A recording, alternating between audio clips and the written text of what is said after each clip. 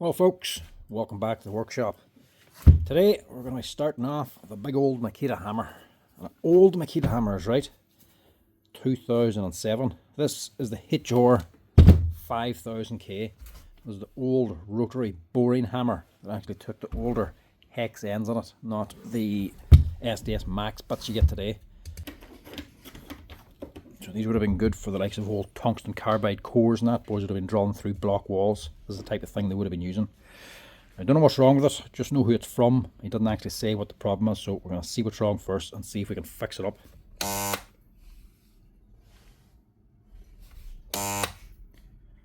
Right, that's never going to be good.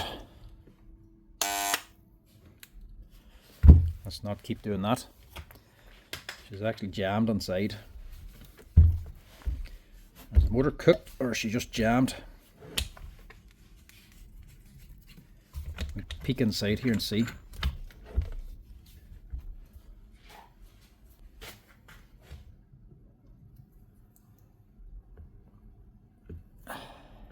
These tops can be fairly tight sometimes.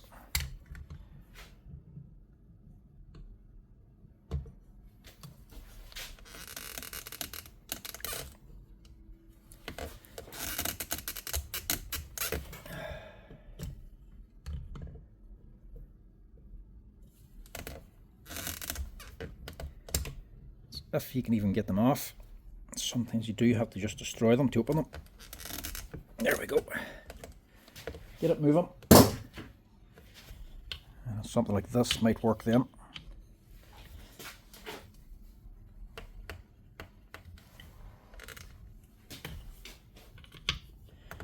Try to avoid breaking it if you can, especially if you don't even know what the problem's on here.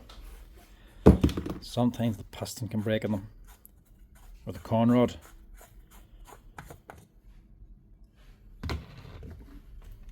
Right, that's not the problem here. That's okay. But it's not turning.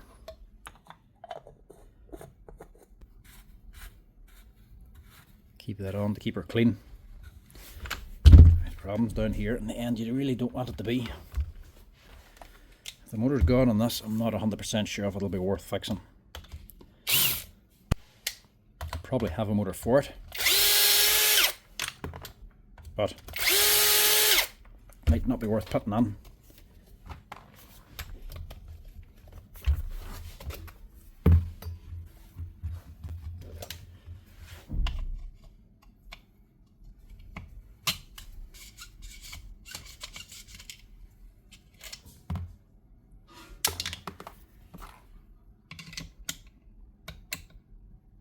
So it's not moving. Has it melted, or is there a bearing completely shot in it? There's one way to find out. But these were fairly tough machines. Sometimes it could survive a bit of abuse.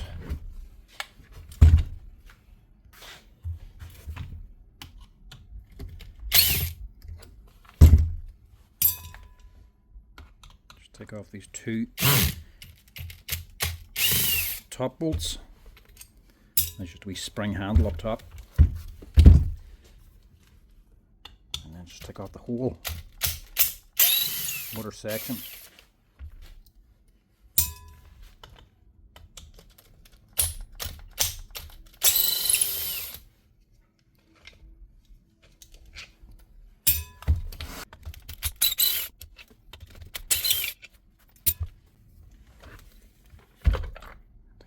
First, you can see this is turning on it.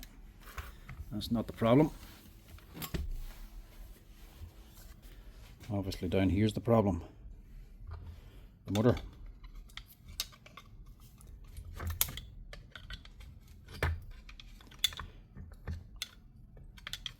Yeah, see, this will be a very bad failure.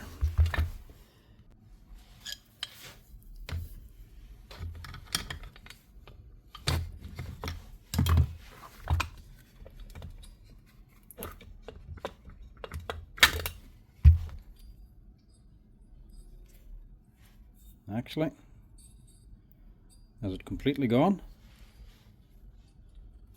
There's Two of the fans actually broke off. Parts of the fan.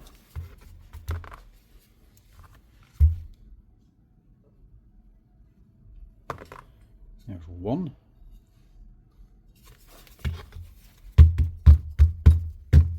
Where's the other?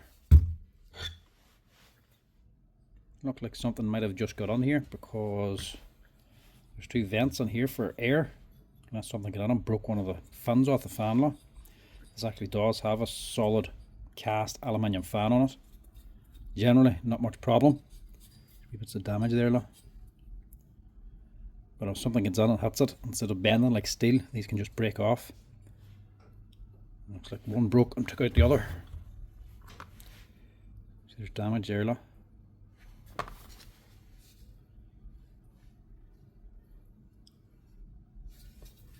I think that's it. The inspecto light.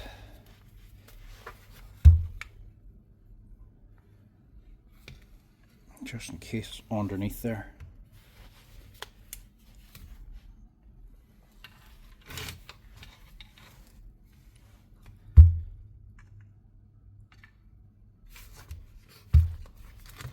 Be nothing more hateful than getting that replaced and putting it back together again and the thing still being on, coming loose and jamming up a second time. Nah, I think it's out. Only seems to be one. One of them must have dropped out already. So the field actually looks okay. We know it's running because the field's running because it's struggling to run. So it means power's going onto here. It just couldn't turn. And the armature doesn't look all that bad. Like I say, these are a tough machine. That bearing's not great. I'm going to chance this one. Pull this out and see if we can get a replacement fan for it.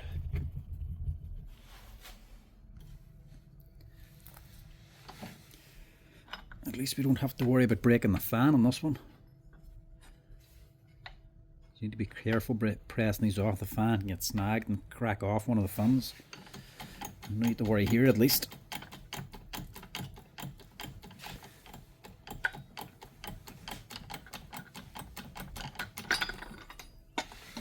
Pop that out. And before we go any further with it, I just want to test this. I need an excuse to get the growler out. Seeing this less and less now.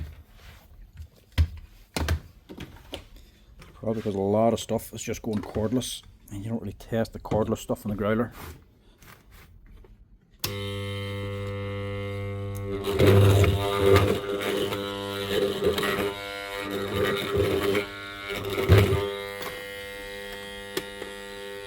It's not completely gone anyway.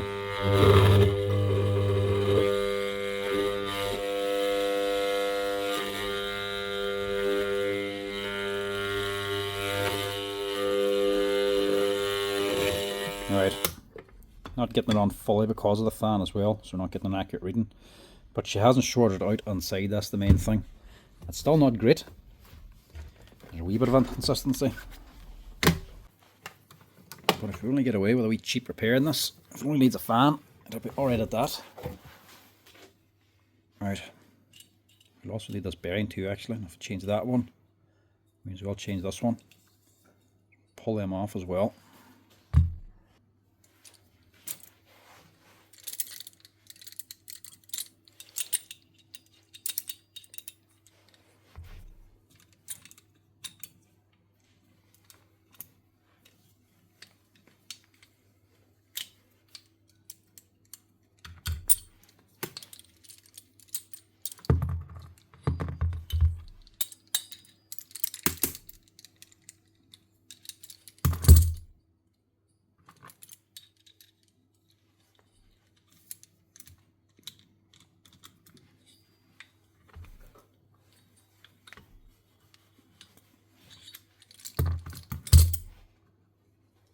Yeah, it's starting to go. We'll see about the oil seal, if we need to replace it or not, or if we have one in stock. So Sort of a waste putting on an oil seal and bearings if this here's gone, but or if it's worse off than I think. But you don't really know till you stick it on. Right, to press this off now, even if I don't have a new one, I might even have a scrap one lying around I could pull the fan off of.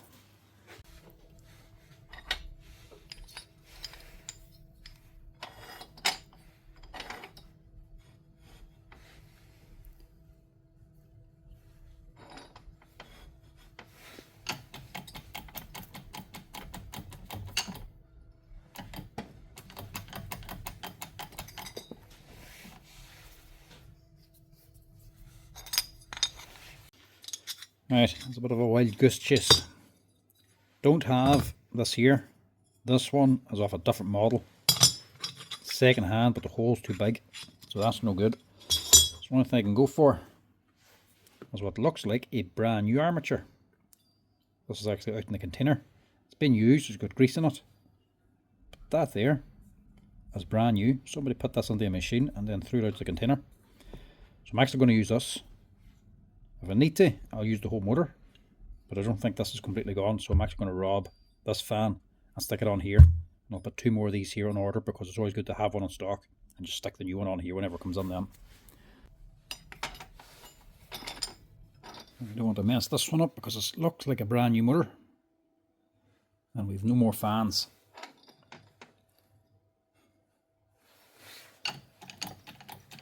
Don't think it's risky, but there's always a little risk. These things are tight. So a brand new one can easily go on there now. And this is brand new, by the looks of it anyway. So them there cost around €10, so well worth changing them if one breaks. And they're a lot more secure than a plastic fan.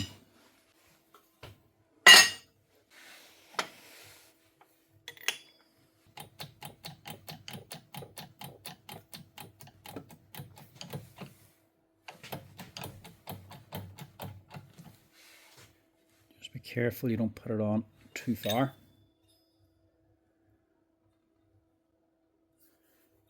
Which in fairness, it's kind of hard to tell.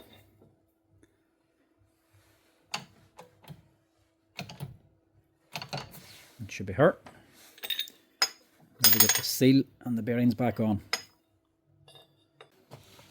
So this bottom one is a 6200. The top one then we can put on the housing first. So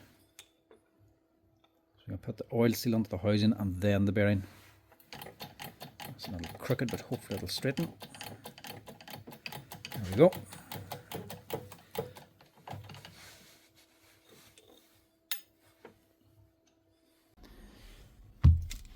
Now, I wasn't planning on it,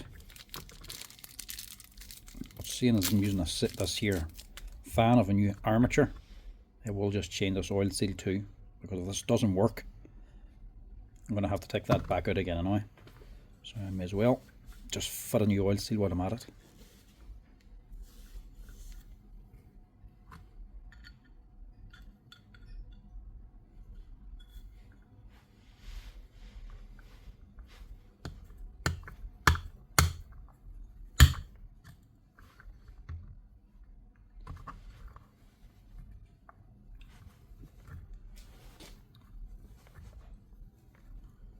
Press that on and press it onto here. Now, that should be it. Make sure your fan is down far enough, because with sticking up too much, it'll start hitting on the aluminium housing here. So you should press all the way down to the bottom of this bearing and still have clearance.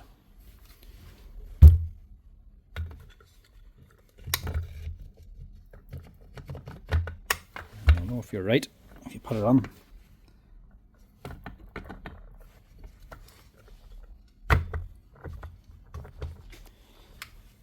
You should go all the way down and turn free without any interference.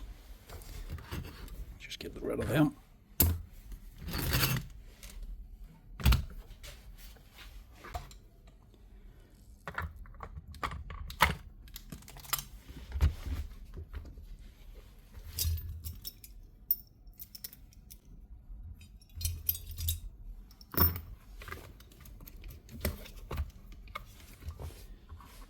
Get these started for now.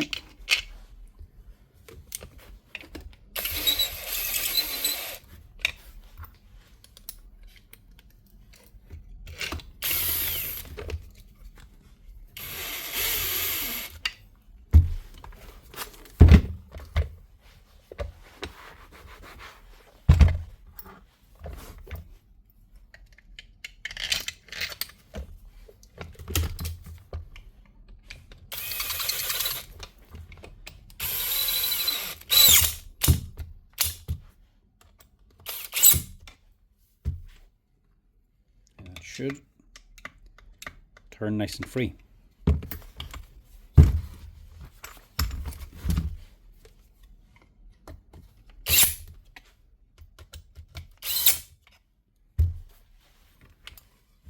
just get a set of brushes here now. Give it a wee test. 153s will fit, but 155 is the right number. Just a better fit inside of this. They're both the same size. The 155 just has a better shape of a brush to fit the spring as well. Just more solid in this machine.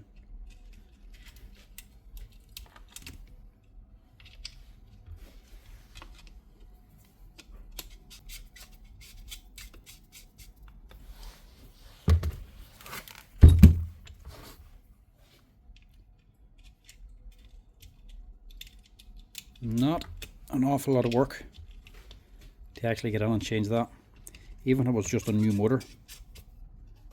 They're a fairly bulletproof machine and they're fairly easy to work on. Turn this backwards to get that lined up to the right thread. I mean, even the hammer section up here is fairly good. It takes a long time for these things to wear out to need an actual service. Before we do anything, we'll just start it. Make sure she's not just blowing blue sparks out everywhere. There's still a chance this could be burnt out.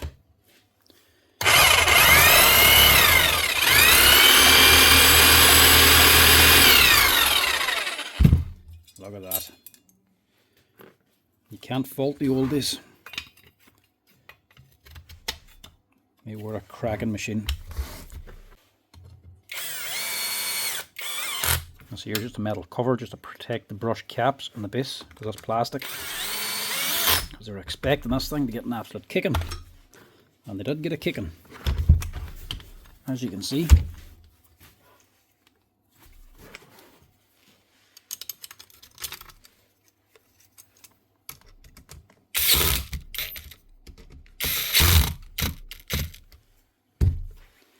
Full of cement as well.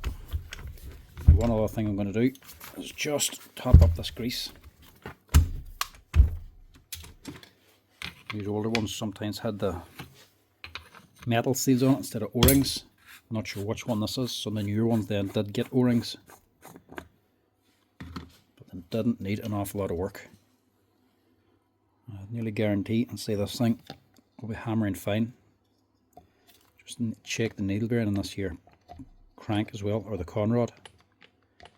It's a needle bearing, just a bit of a loose fit, but as long as there's not too much play in it, that should be alright.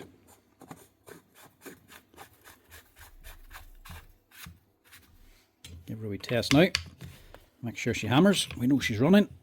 She might have broke the fan and jammed up the motor, but she didn't burn anything out. There's the other thing about Makita. It's an aluminium fan. It's dear enough. Normally it's just a pressed steel fan. You can actually buy it separately. A lot of brands, it's just fitted to the armature. You break it, you have to buy the whole motor again. Not these chisels. I guess the right one there.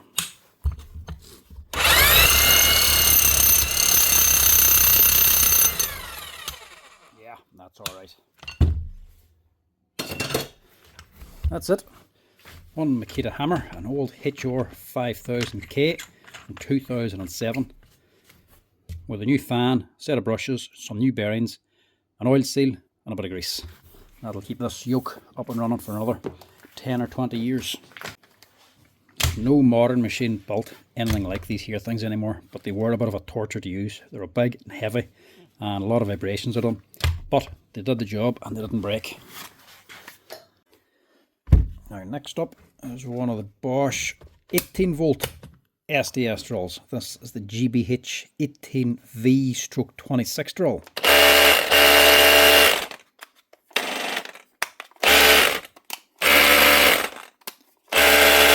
Seems to be working.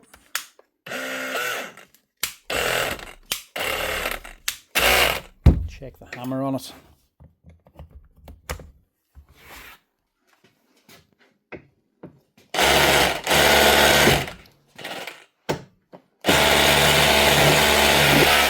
Yeah, it looks like that's the problem.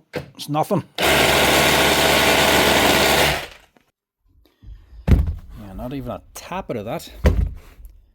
Nothing. So something going on up here in the hammer section.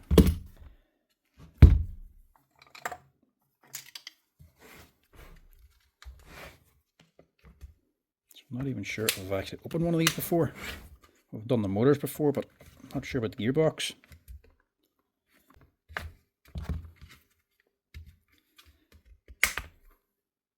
Push the wee red lever in the full way. There's a separate wee track here. There's your 3 positions for your hammer drill, your hammer and drill only. Push it in further and you should rotate it all the way around so you get into this other wee track. That puts into the position to actually take it out then. Bosch ones are nice and simple to remove. I don't know if I have to open the body to get under the gearbox. I don't think we do. We might have to also remove the chuck, or at least dismantle it.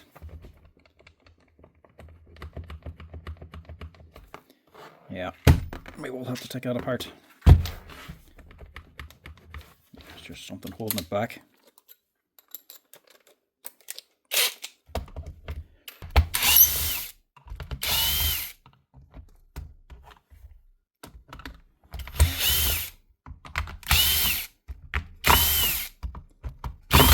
Just built the same way as the 36 volt.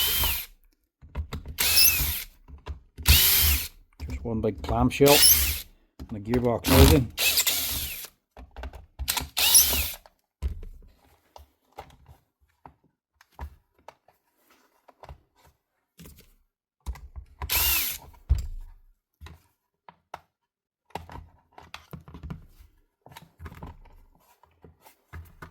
Why is that not coming out?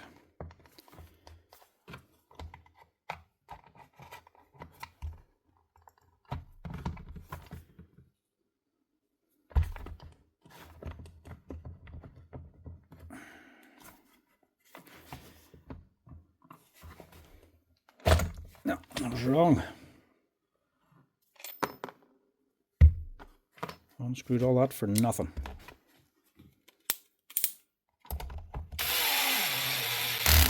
Put it together again now so the screws won't get lost.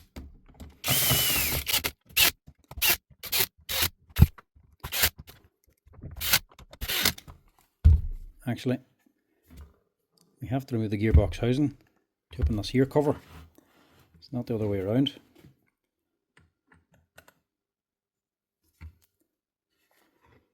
So inside it's not well greased, but it's also not completely dry.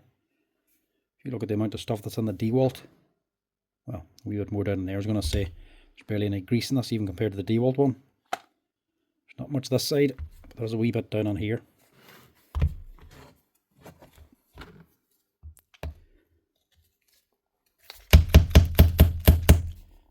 There's our problem. Looks like the impact bolt is faulty. Faulty or gummed up.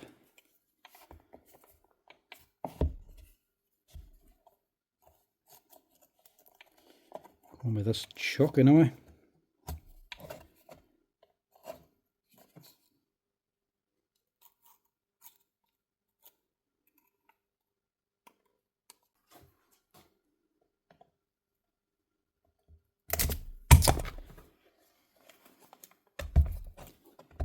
Right on. Luckily I wasn't using the pointy one.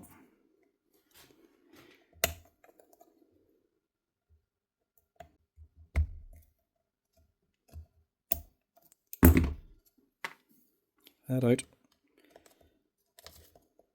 We can get the washer. And there's another clip down in here, I would imagine.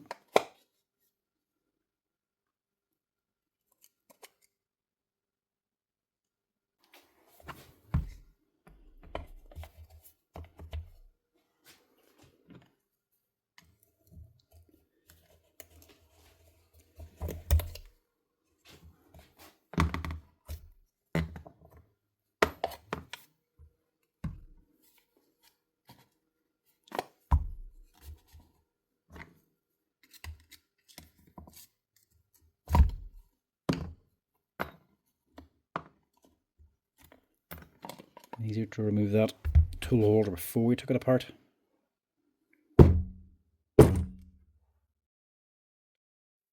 That's okay, that's not the problem. The problem's just by down here. That impact bolt, she's stuck solid. So we have to get that out of there. Same as the other drills. There'll be a C-clip down inside of here. Spring clips, spring it out the way. It'll be holding this assembly of parts down inside.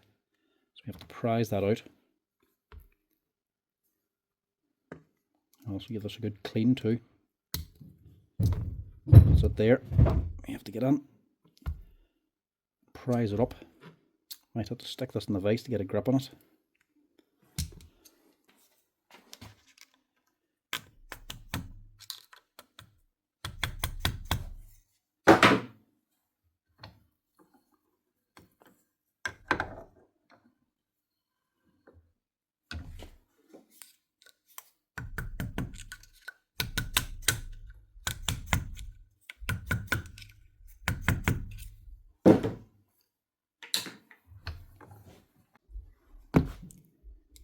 Tap that down.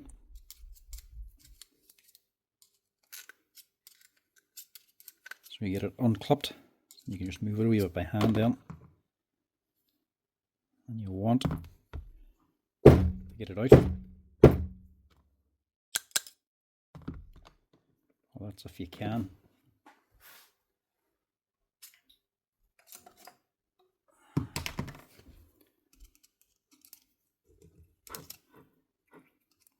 Just this metal ring inside has a bit of a shoulder on it. It has to get past the shoulder so you can get a grip.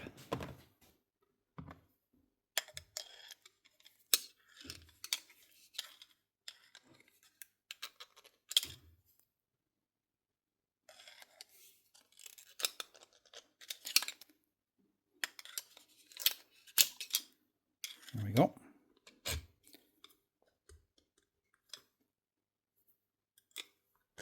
Actually, that's a different one, lah.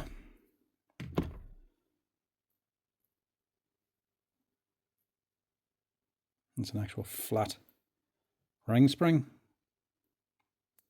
Normally it's just a big C-clip.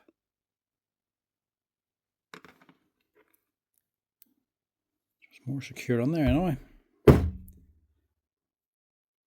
this stuff needs to come out. Let's see if we can get them out.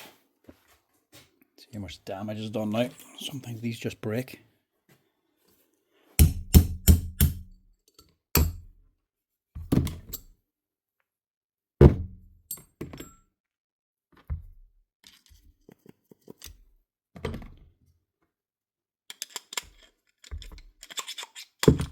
There we go.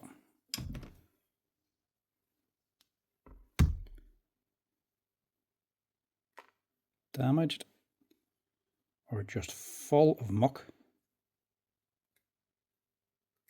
Is that really all that's wrong with us? We'll go on by the chuck. Could well be. Somebody was just drilling this into the mud. That's the bit that's sticking out through your tool holder here. So your piston's going back and forth. It's throwing this hammer. The hammer is hitting this here impact bolt. Your impact bolt's hitting your chisel. So that's just sticking out. This will be the very end. Your chisel will be sitting here. Any dirt or grit or muck is going to get up in here if you're drilling it into the muck or outside really in the dirty conditions. It will get up to here. Water can start rusting this. But if the muck's getting in, it'll also just get packed in back here because the chisel, your bit, will be back here as well, and this is going to be going back and forth, so we'll be dragging bits of muck and grit back till it eventually just jams it all up.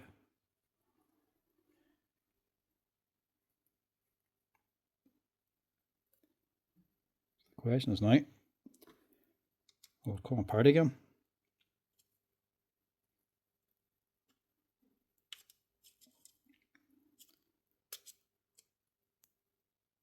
It's moving anyway. Get it all the way in.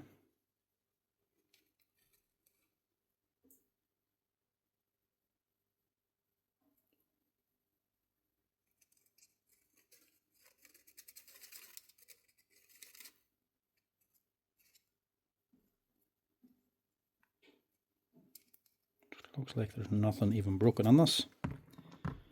Might just need a clean.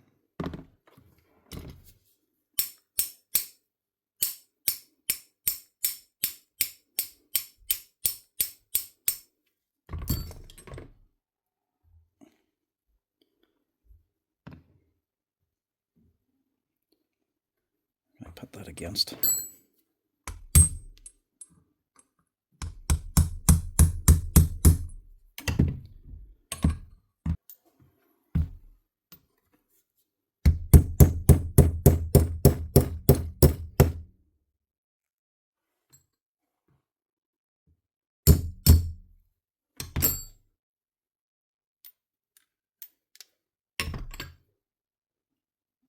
Yep, just rusted. Right, get this, the parts washer. We'll just clean all these bits out actually, just in case there's more grit anywhere else. I'll just do this whole tool holder as well.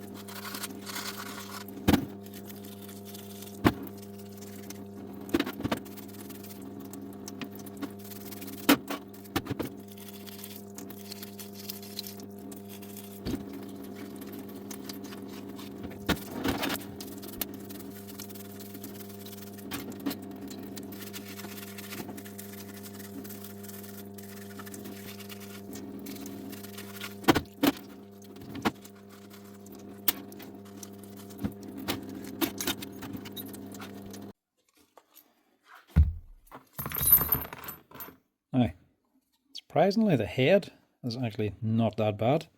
There's a wee bit of dirt right here, but it wasn't actually caked on. There's a big oil seal on here as well to stop anything getting into the gearbox, so the inside of this is fine.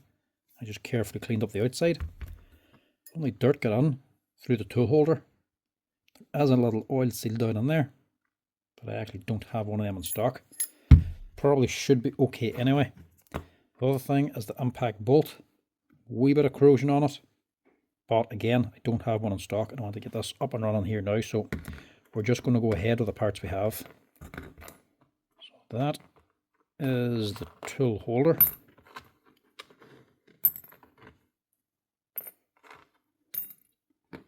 That's the hammer, and this is the bits for inside. And as well, we O-ring down inside of here, look.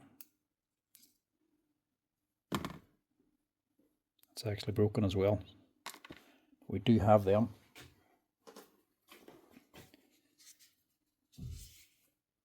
just a standard one. So that's this boy. Ended in 176, 1601, 210, 176. It's just a flat O-ring. That's what's actually grabbing this. So whenever I took this out of the hammer pipe, you see what's still stuck inside. It's actually this O-ring that grabs it. And it just stops the hammer weight from always coming back along with the piston. Having too much momentum coming back would make a lot of vibrations in your hand.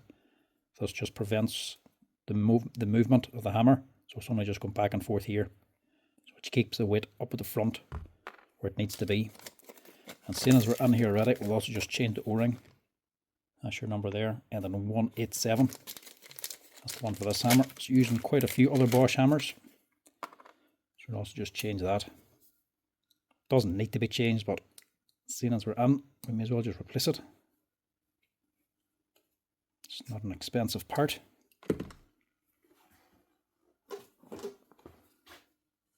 And because it didn't wash out the gearbox either, I'm not going to be putting too much grease into this. We'll get some on it, but we'll not be flooding it.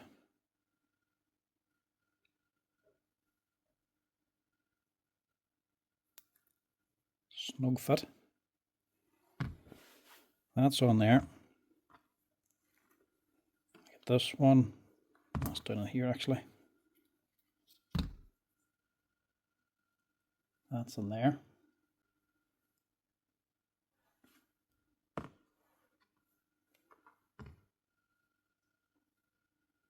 It's a wee bit flat, probably get away with that.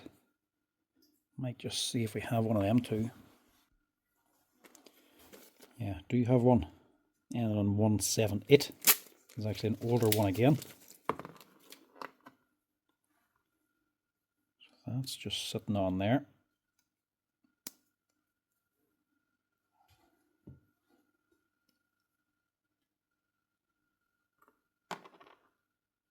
That'll be on here.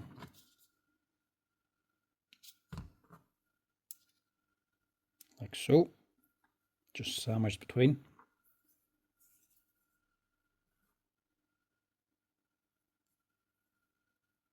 And this should only go on one way. So that goes on there. So in other words, this goes on here. And that gives you the room for this to move back and forth then.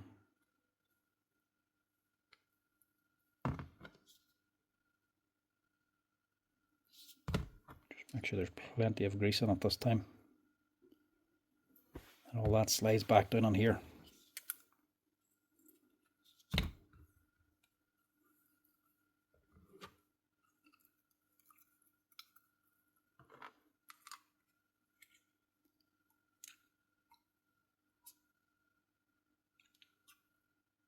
Quite a solid reassembly actually.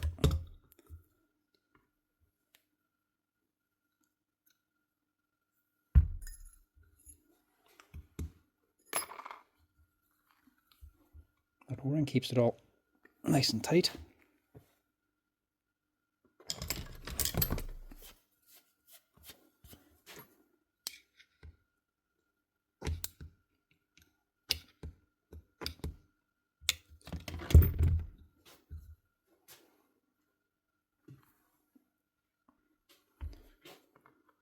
With them all down, I hope that's down far enough actually. It's down to the line anyway. And we can still push it even more. So I think that's just a big washer we're pushing on. This will be interesting.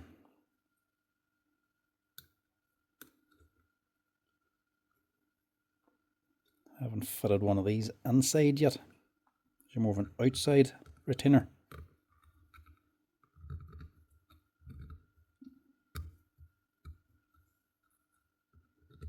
That's actually a pretty good hole there.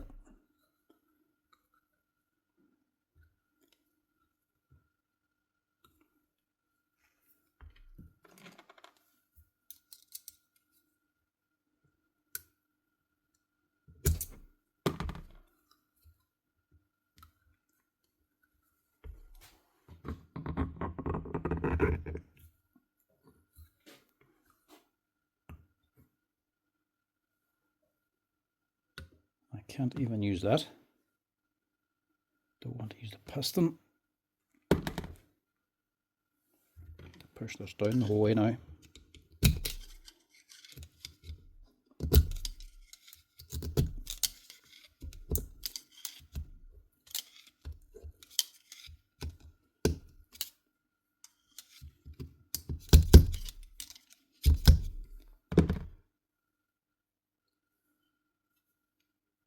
See, it's just not exactly flat actually. Yeah, see this end's clipped on. This other end hasn't.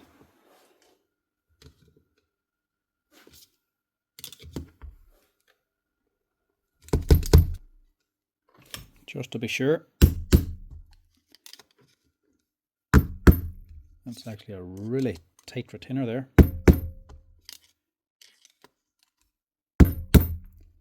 I see I went on a wee bit there.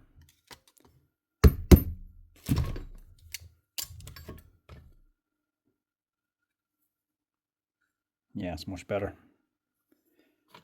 Like that.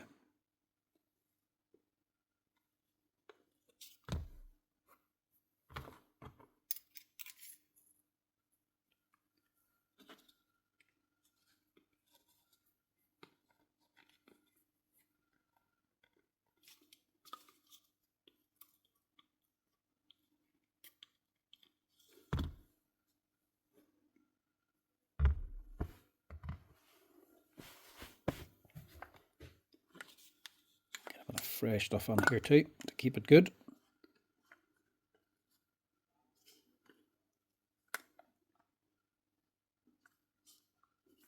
That'll do. Don't have it too much on.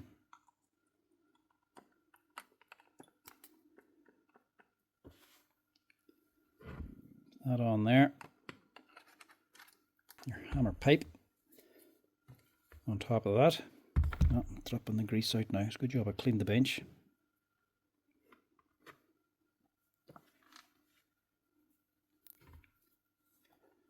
And then slide the hammer or gearbox housing over the hammer pipe.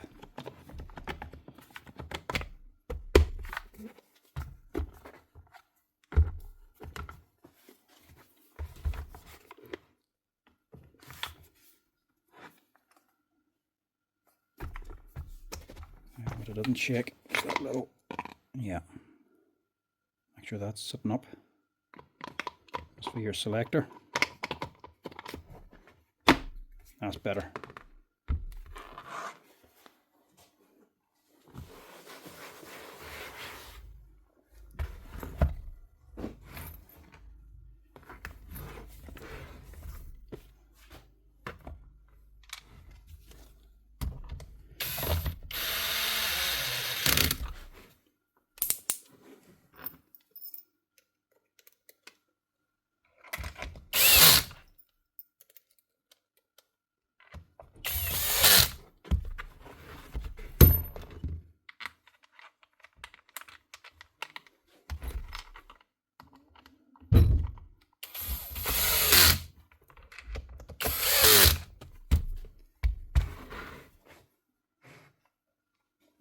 Just get this back in for now.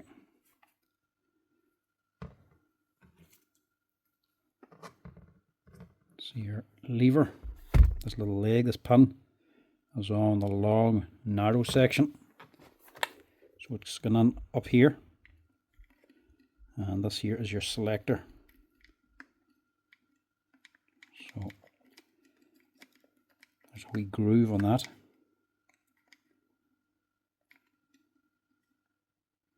Which would be about there. Put the wee groove in the right position and then put this on.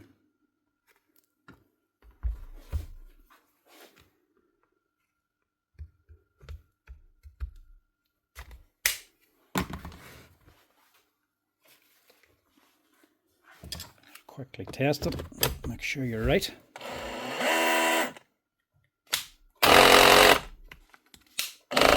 That's right. Redo the chuck.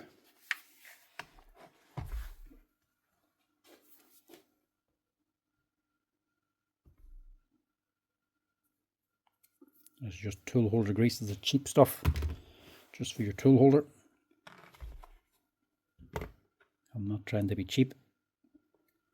Instead of using the dear stuff on that, well, not going to waste money doing the same thing, but the tool holder grease is that little bit thicker. The hammer grease is a lot lighter, and it'll just run out a lot easier. So you do try to use the tool holder grease where it's needed. That's on there. There's a clip as well as an actual solid clip. It's not just half open.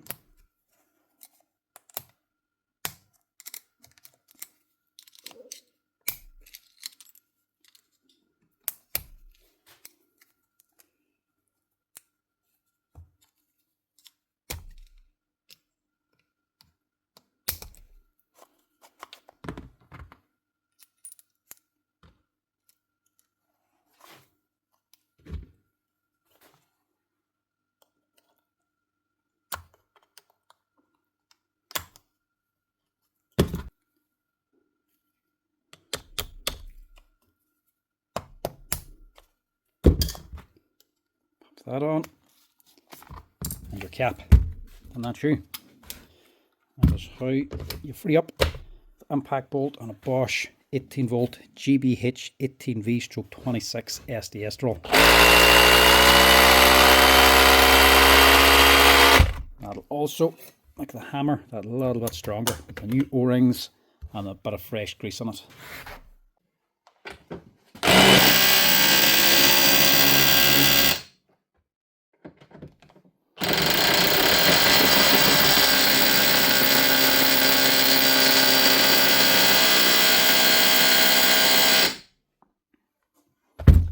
Nice one. That's her. That was actually a lot handier than I thought it was going to be. Thought there was going to be more damage than that inside. But that's it. That's how you fix it up.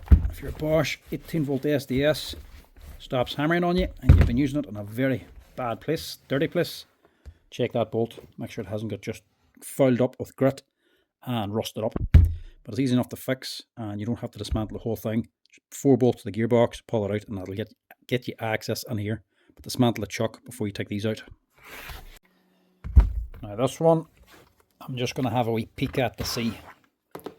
This is a Festool sander. Now, we don't actually sell Festool machines, so we're not really under any obligation to fix them. So obviously it hasn't come out of here.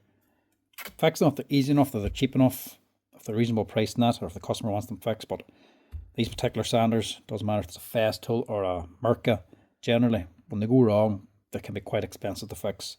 This one is the ETS EC150/3 EQ, and the way you look up these things is with the TN number, the TNR. This is a 204770. These things, they're a brushless motor. They're a good machine, don't get me wrong now. Wild nice to use, great power to them, good reliability, but they're a brushless motor, and when they go wrong it's either going to be the motor, the controller, or a switch in it or something, and it can be quite expensive. So we'll see if this is a simple fix or not. Maybe there's even much wrong with it. Could be just a base tool, I know.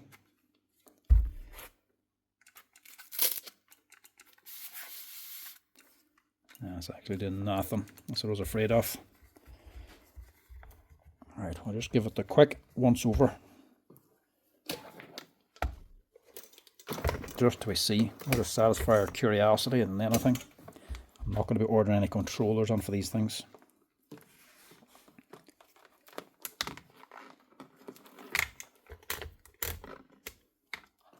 First things first is always check the lead.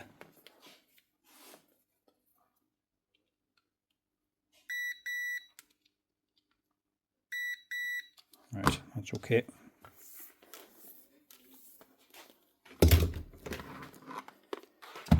We look inside and see, but I don't know if we'll be doing much with it.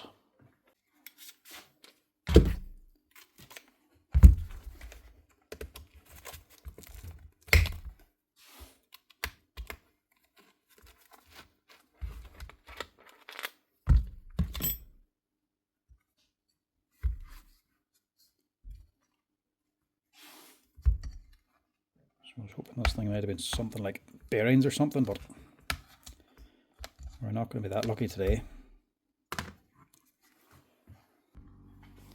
I'll quickly check the inside just in case it's something simple. The actual lead retainer, and here sometimes little wires get damaged.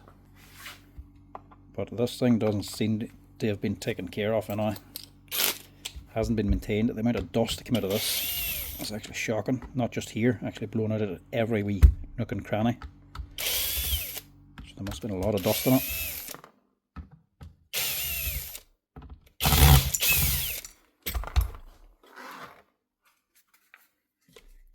Seems to be easier to get into than the Merca one anyway. They can be a bit of a torture, and the Merca doesn't exactly have much in it. Just a controller and a motor basically. This one's a wee bit better.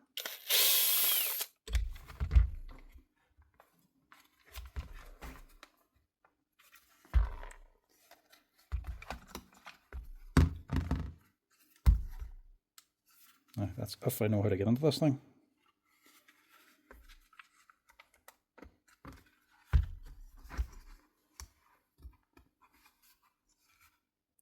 No, what do I pull in there for?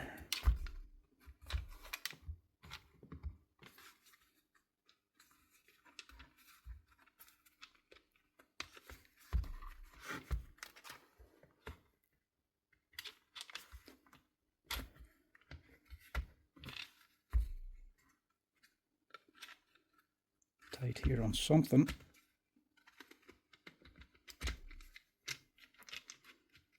There we go.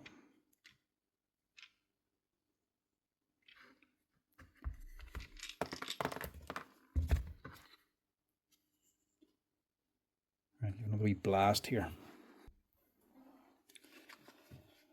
Now, at least see something, or see what we're doing.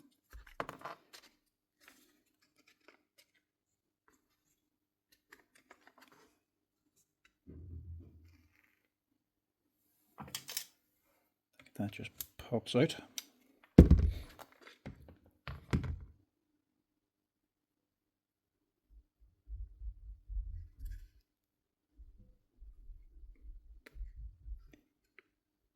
See, my problem is what's gone.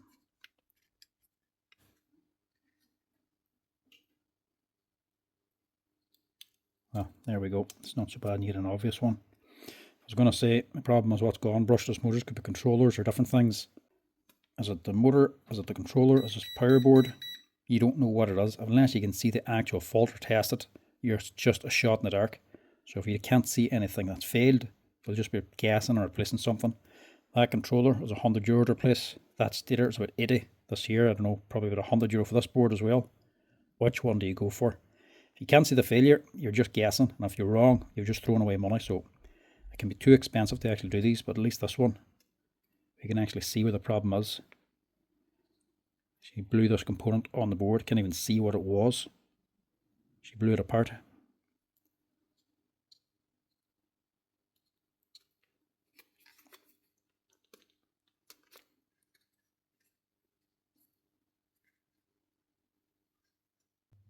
I'm not sure what that was. It's obviously gone. Don't know if that's a resistor beside it or what. And there's a bridge rectifier here too. So unless the bridge rectifier could be gone. There's a problem with these. You can replace that board and something else could be gone. Normally a bridge rectifier, something like that, and it's getting too much current, it's not doing its job and it blows other components. So I wouldn't just go replacing that on its own. Not that you can, it's all potted in anyway. Right, we'll look this up and see how much it costs here. So this is the breakdown from Festool for this thing. And in fairness to Festool, it ain't too badly priced. Now considering this here is actually a €600 sander. I know 600 for a sander is ridiculous, but the price of the parts ain't too bad. Now for some reason there's not coming up the base. And that's just an accessory maybe. But the bit I need is this here, the electronics. You're looking at €125 for that there. And surprisingly enough, this is a brushless motor and the controllers are always expensive. This one, €80. That must be the cheapest controller I've seen on a brushless machine. So not badly priced considering the price of the machine. And if the stator goes, you're into another 100, and the rotor at 120 or so. So you can get the bits for it. They're dear, but they're not so dear considering the price of the machine. But I'm still not ordering this here. And the reason why I'm not going to fix it or order this part is quite simple. I can't ring him. It is a customer's, but I still don't have a number for him. Comes in the odd time and buys bits and pieces, and sometimes he drops bits in for repair, and then he just comes back for them when he's in the shop again. But he never puts a number on the machine. I don't have a number for him, and I'm not going to be ordering on a €125 part for a sander we don't sell. And if he doesn't come back for it, or if he decides then after it is fixed and gets the bill for it, decides he doesn't want to pay that to begin with, then I'm going to be stuck with a part that I'm never going to be able to sell again. So I'm just going to leave this one. So I'll clip on firstly.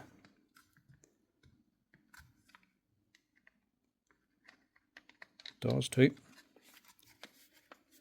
We know how to get into it now. If it does want to fix, it's not the end of the world. We can still go back in and fix it. But for now, I'm not taking the risk ordering that bit in, because it could be for nothing.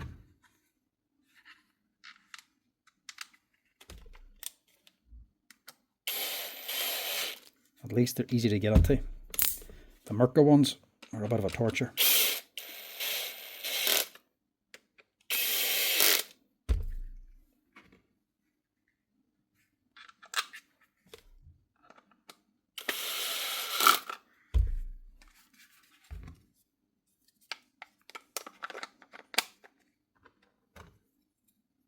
Don't know what this is for, just a wee design feature. It's not to say it's actually metal or anything. So that's the wee Festool sander. Nice machine, mind you. I mean, what is it? 2020. It's clearly been worked. But something just caused that control board to blow.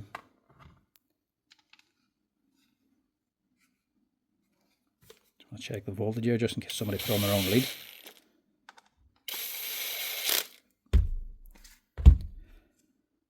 I'll leave it at that. If he wants it fixed, he can tell us the next time he comes on.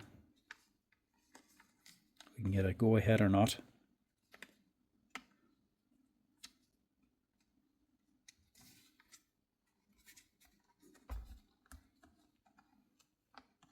No, upside down, that's the problem.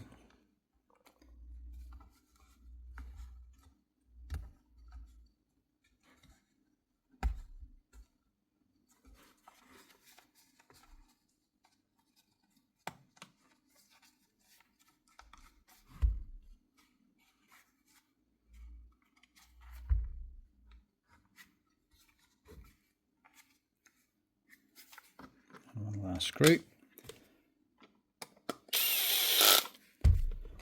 And that's her. That's her, not fixed.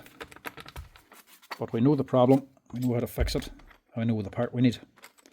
I know the price of it. So we can let the customer know the crack on it. And if he comes back again, we can find out if he wants to go ahead with it. But for now, that's going to be left. Now this one, I take it as a new chuck.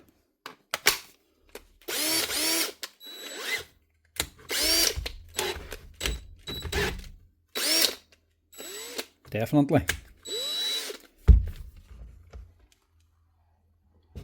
What the hell? That's stuck solid.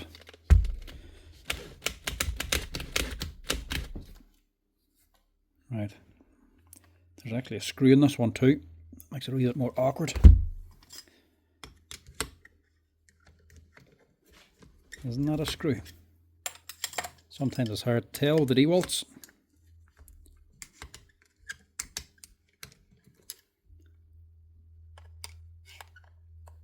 Yeah.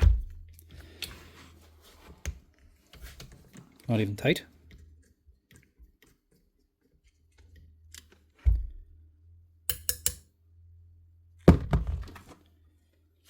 Now we'll try open it a wee bit more first. Stick it in the vise here and put it in low gear. See if we can open it up a bit more.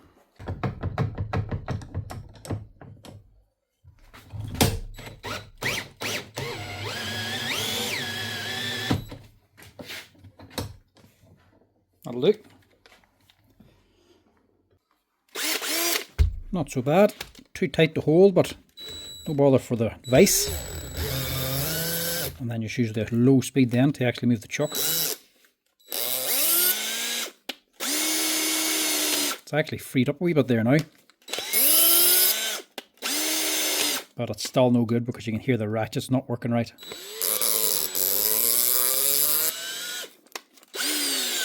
So I still need to change it. But at least I got the center screw out. So we can save that at least. Now, I'm actually going to do this one a wee bit differently. I don't use this method too often, using the nut gun. I know other people do it, but I generally don't. Simply because it's a great way to destroy drills. You can destroy the gearbox in them very easily doing this here. But I'm just going to do it this way because it's this particular drill.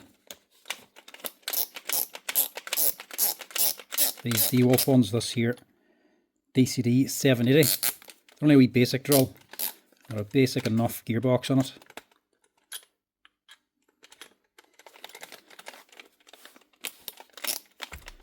But the reason I'm going to do it in this one is simply because there's no wee thrust bearing down in the middle of the gearbox.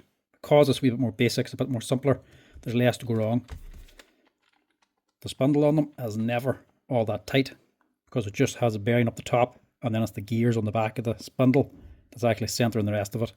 There's no two bearings, there's just one bearing up here and no little skinny thrust bearing with a wee tiny bearing with balls in between you get in the Makita ones. If you use that in the Makita, you'll destroy that little thrust bearing, the balls will go all over the place and your spindle, your chuck will just start wobbling all over the place. These ones aren't all that solid from the beginning, but there's nothing on site to really damage doing it this way. So we'll see if this works. When it does work, it's a lot easier and quicker.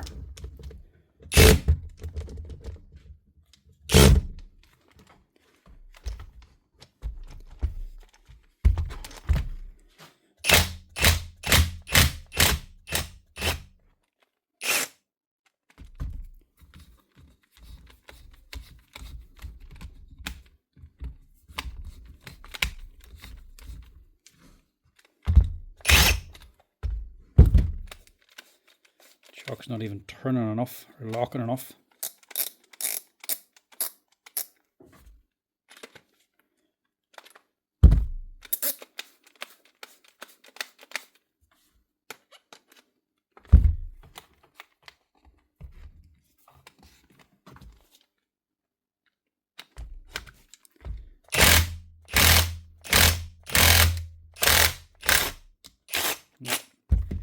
She is too far gone.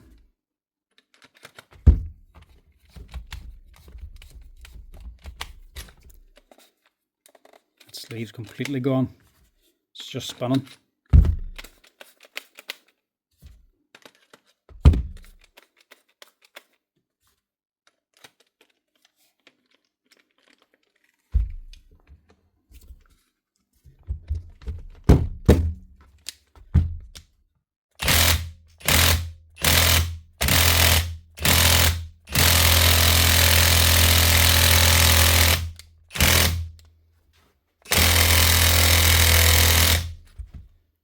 Not working anyway.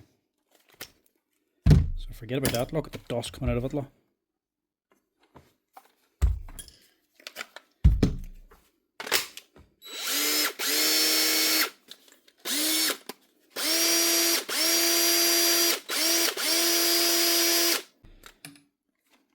Right, I have to do it the hard way, or at least the slow way.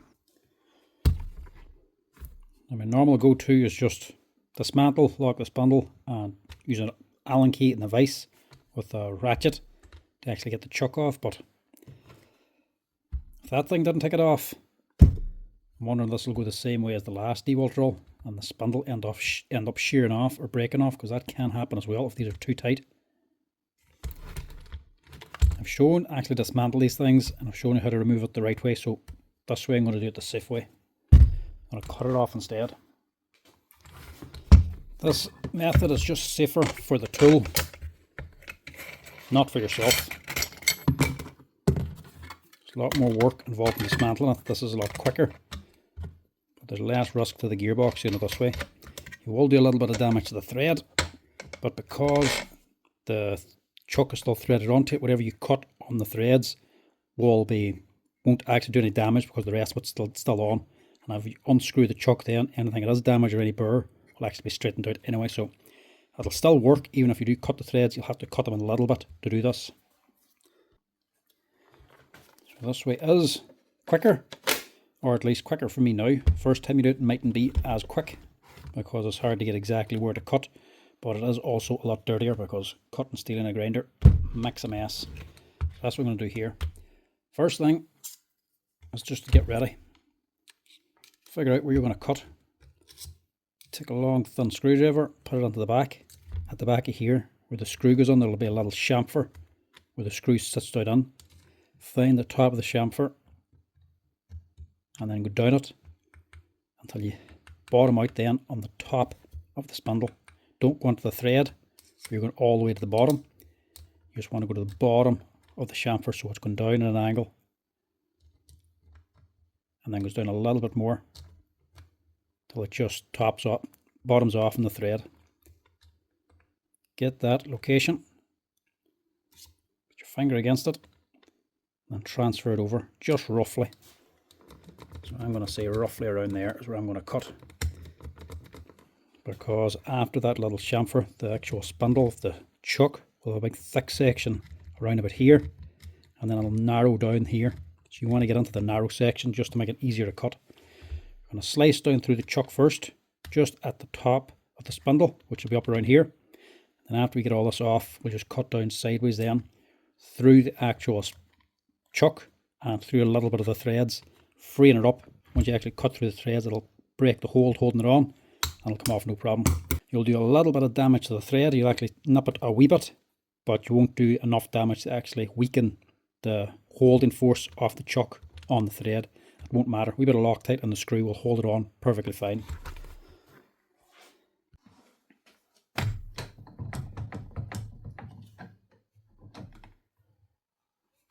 Holding the vise, don't forget the safety squints. And then as well, if the chuck still moves, take the jaws out fully, because that way whenever you're cutting through, you won't be cutting through the jaws as well. So if you can move them out. There's my wee mark there.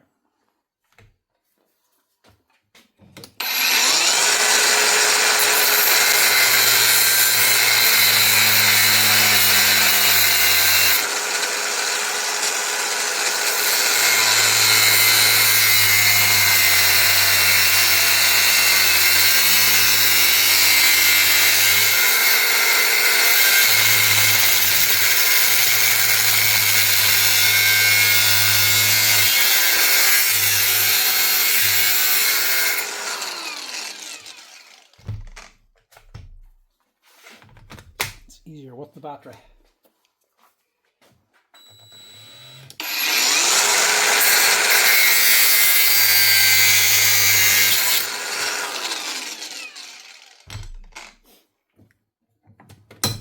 So that's your spindle. This is your chuck, and on the center then is the actual spindle of your drill. You can see there's a narrow section here. Cutting into that spot. There's another one of these thick sections up at this side. You want to just get it in between in the middle. If you get the middle, you're not actually touching the spindle at all. You completely miss it. But now you are going to cut it. You're going to cut down through just the inside of this here chuck and just nip the spindle itself. You will nip the threads, but it won't matter.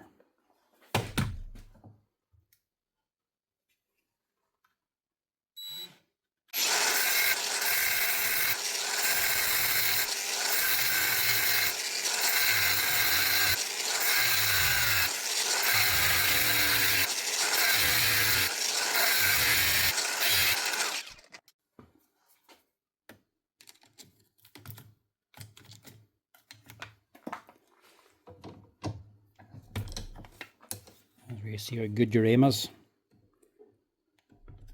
took a wee bit more off than I would like to there. But still, at least it's one solid cut. If you don't get the whole way down through, you can just take your grinder and just basically polish it off. So you can see down there, just through the edge of the thread. So that'll be this here, completely freed up now.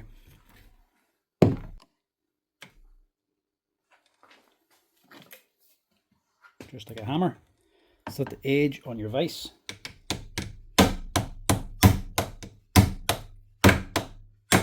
Just tap the end of it.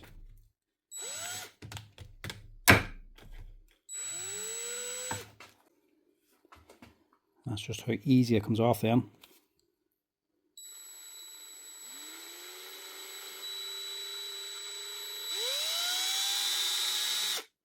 Simple as that. Not damage. That's all you're left with. And that there is going to do the drill no harm at all. It's actually a lot safer because you're not hitting the spindle, you're not banging it, you're not dismantling it and potentially losing something. If this is totally jammed tight and you can't get it off, even with the proper method, it can still snap the actual spindle inside of this. So that's all the damage you're doing, and it's that quick and easy. It's actually a lot better to do. But this way is messy and it is loud, and you do require a grinder. And there might be a wee bit more skill involved in actually cutting it just right.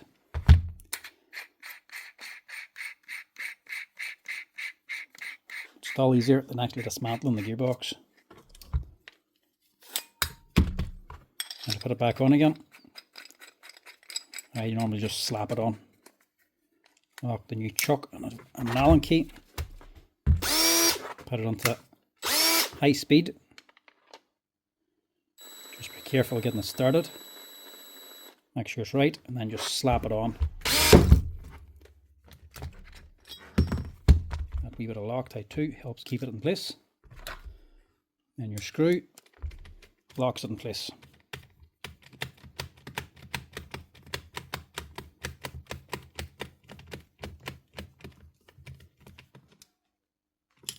That's it. One Dewalt drill, and a new chuck. If we're going to use the nut gun method, be careful which one to use it on. I wouldn't use that thing with a Makita or a Milwaukee. Makitas, like I say, destroy the spindle on it, and the Milwaukees tend to just snap in half, so be careful of that one. Dewalts are safer for it, but if you're not sure, cut it off or dismantle. Right, we had a new Bosch STS drill. I may as well have an old Bosch. This is the older 36 volt, the GBH 36 VF LI. Battery problem. No, maybe not.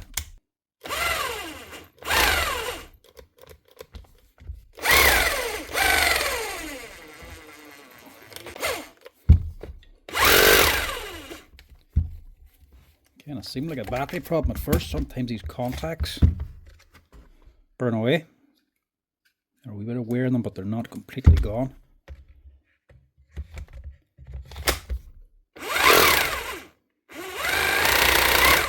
Actually, that's a switch.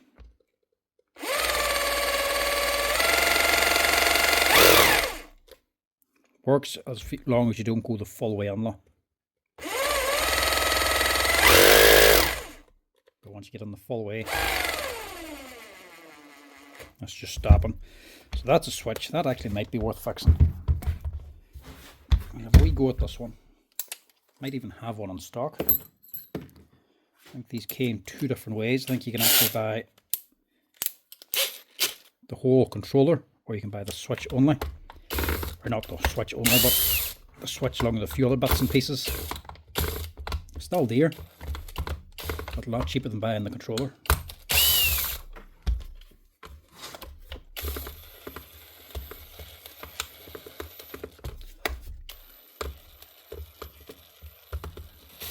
What is in that?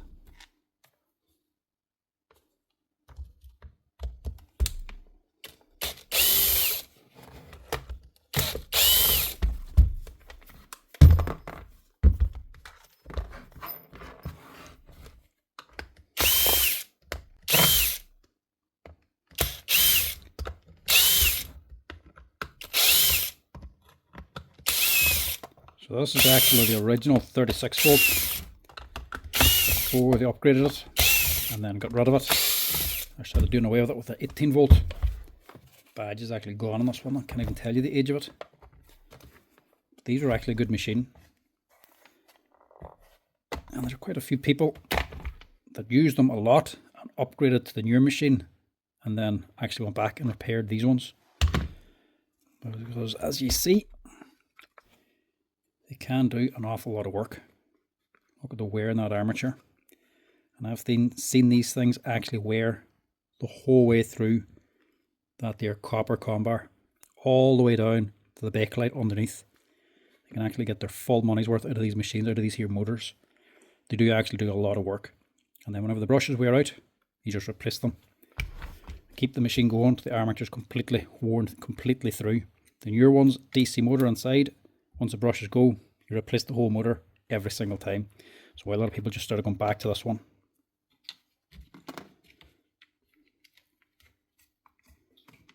Now, it's a long time since I've actually done this job.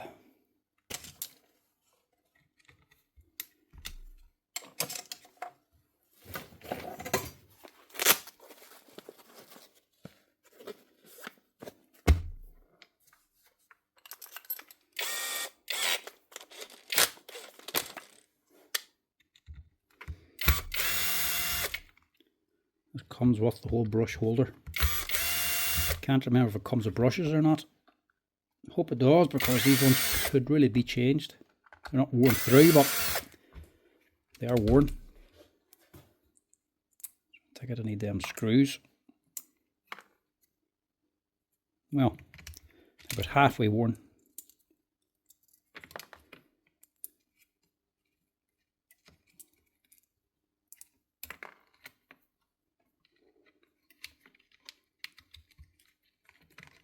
There's wee plates go in the bottom. The brush holder sits on, so they don't melt the body on this here.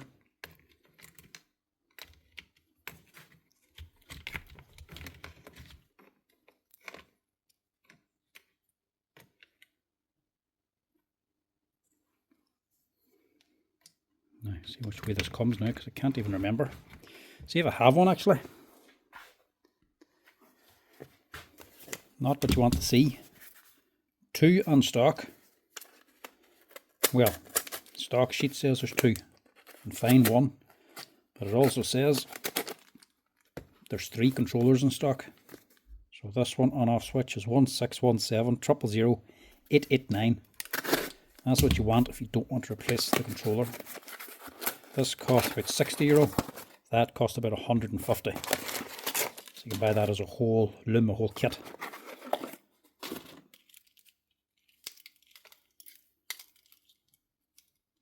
Which way does this go again now?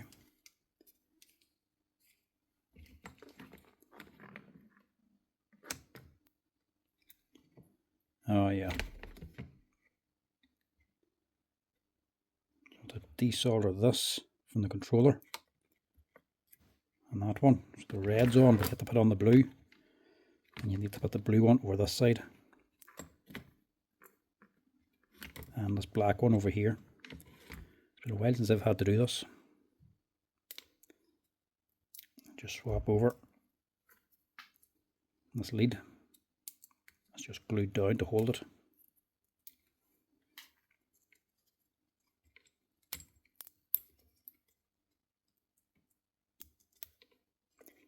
Pop that out. Right. Change this over. Give us a bit of a clean first.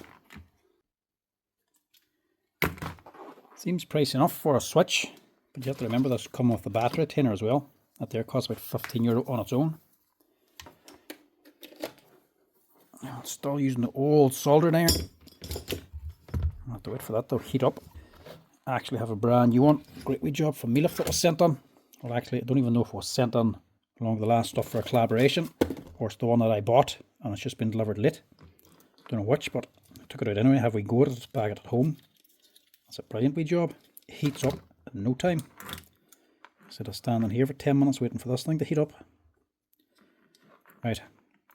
Do these one at a time.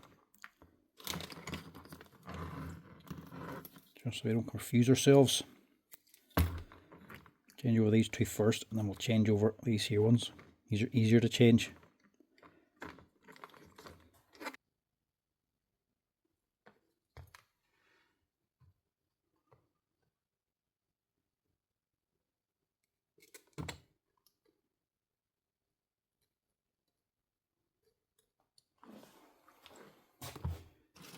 This is so slow now in comparison to the other one.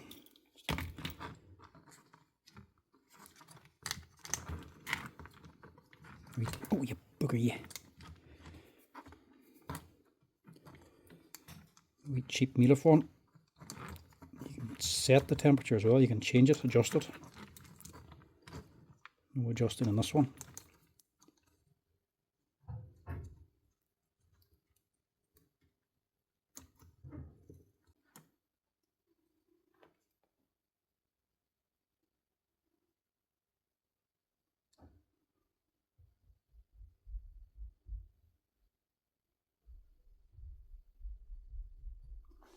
This one's just a wee bit too fat now for this job.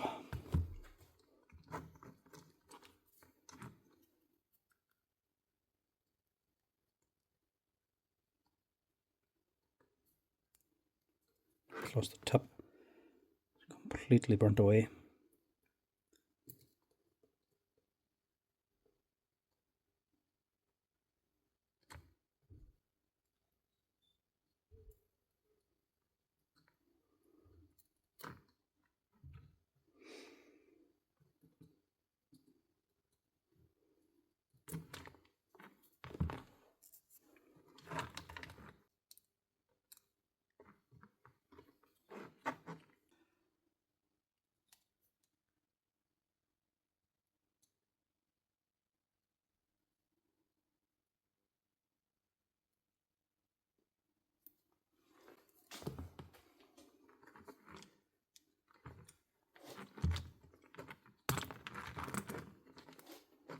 Now, careful you don't twist the leads now.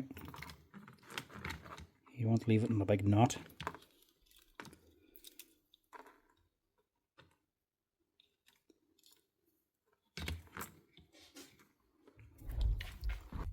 The solder that's on is fairly old and hard, and it takes a high temperature to melt it, but if you melt a bit of old solder or new solder onto it, it's a lower melting point.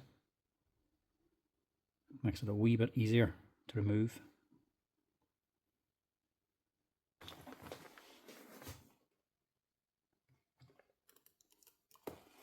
You can see why soldering irons don't last too long with me. See, this is crimped on. There we go. Get it out. Sometimes you just have to heat it up and jam the tip in to expand these pins to then take that out, because they actually fit in there though. So you can imagine the tips don't last all that long.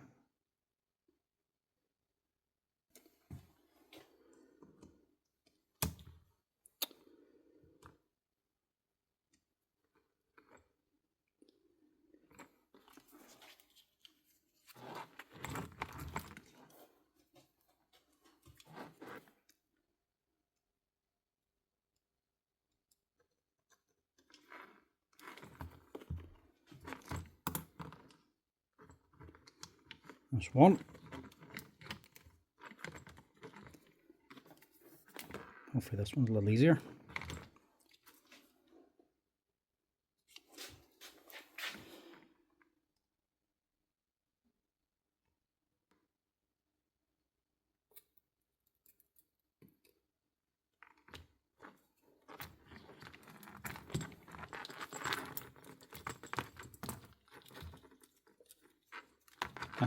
Get rid of that.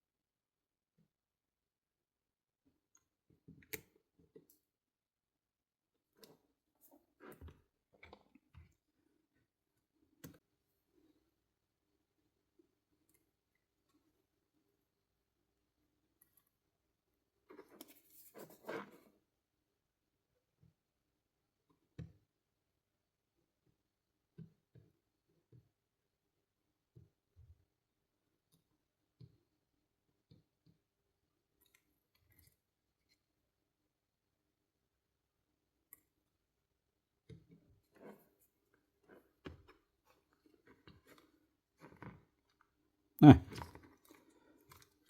that should be the job.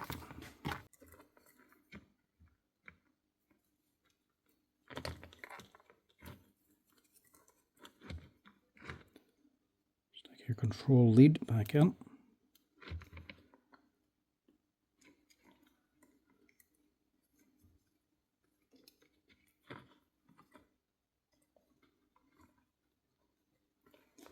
It's just sitting down there. I'll get this all back in here. This leaves us with a nice new battery retainer. Keeps everything nice and fresh. So there'll be no more problems with the battery either. Just in case the old one is causing the start and stop.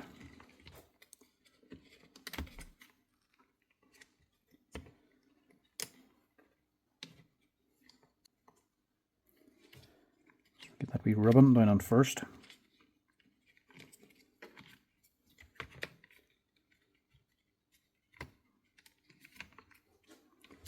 Then get your leads on.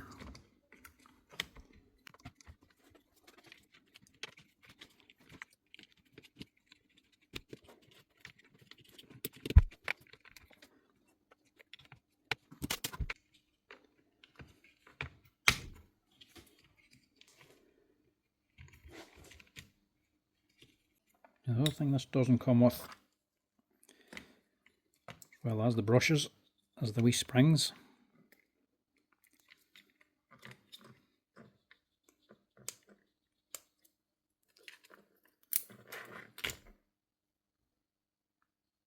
Actually, I might just reuse them brushes. They're not as small as I thought.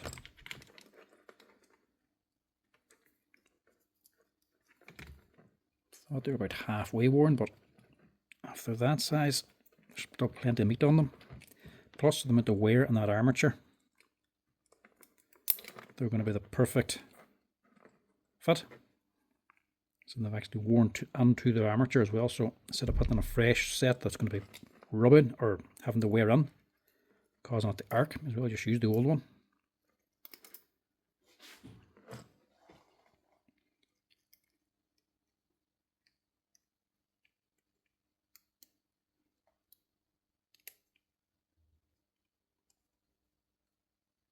Brush in, put your spring on top of it, and it'll just sit under this wee track here. That'll be it in position, so you can install it without it getting in the way.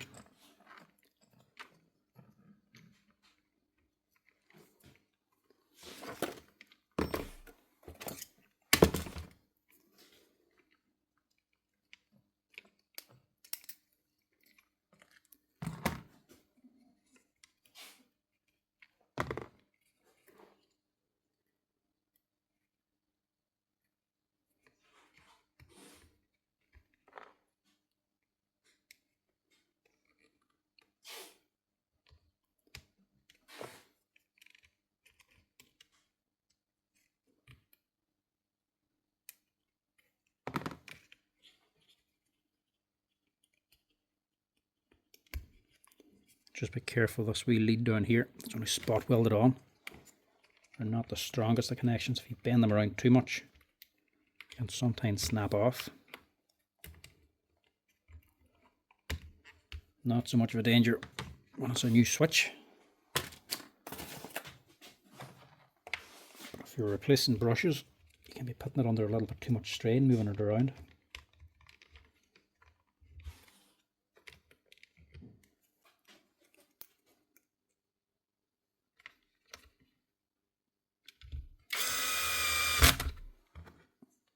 Screw these down now, 2 screws each one. Then whenever you have them down, engage the brush then by actually lifting the spring up and pushing it down.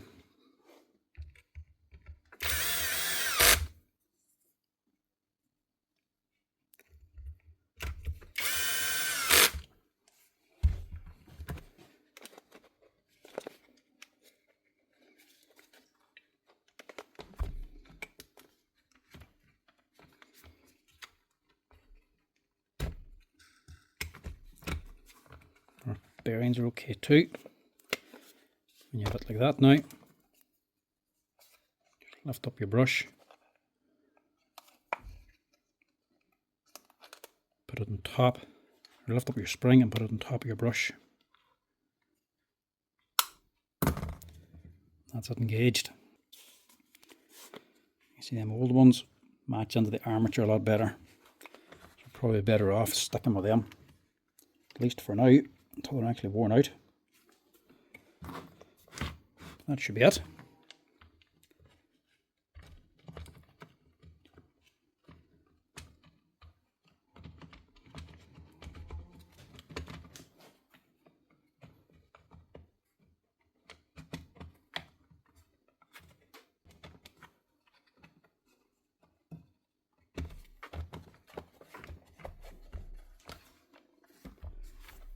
That should be her.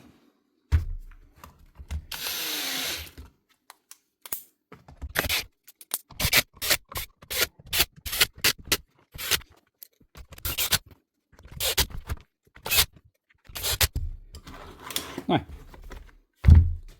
see what she runs like now.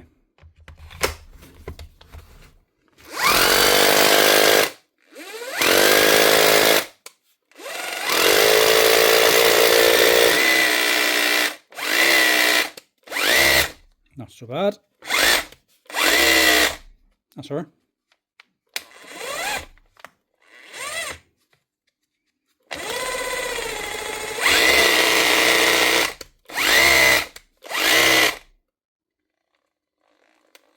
That's how you can generally tell. Pull the trigger nice and gently, and it should start up nice and slow without any screaming.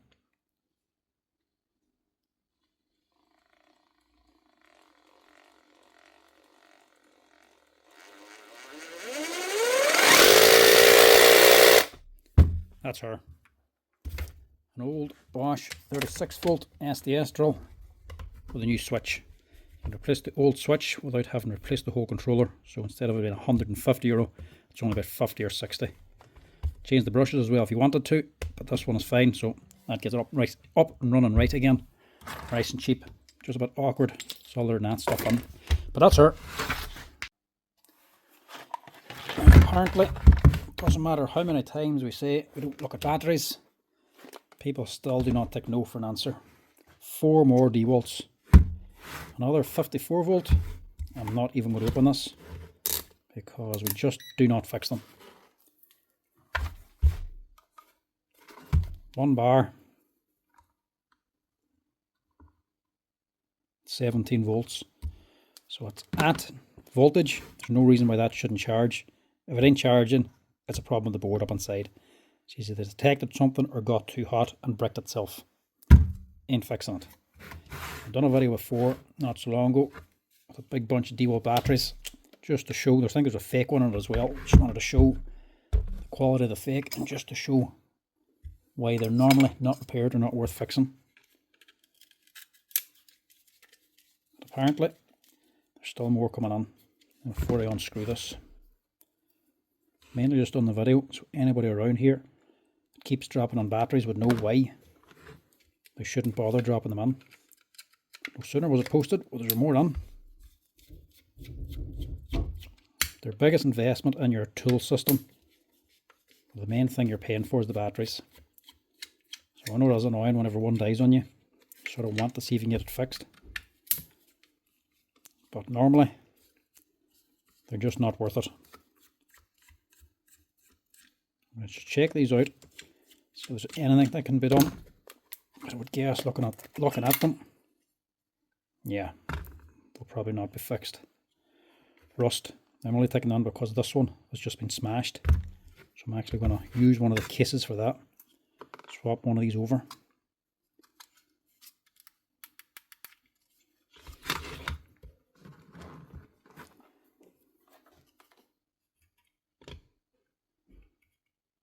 So that's at voltage actually. If that one doesn't charge, the only reason for it is going to be the board or the thermistor. No, it's not. They're actually fully charged. 4, 4, 4, and 4. So that's 16 volts for them 8. And then 0.6 for them ones. So all together, you're getting 16.5. So that looks like it's in charge. So it should charge. As long as it's above 16 volts, it should charge. Once it goes below 16, the charger won't recognize it. You can spike it. But this one here says it's above 16, so you'd think it should charge. Maybe you would spike that, as in put another battery onto it and connect the negative to the negative and touch the positive to the positive a few times to get a bit of extra charge into it to see if it'll charge. If it was below 16, people will try that as well.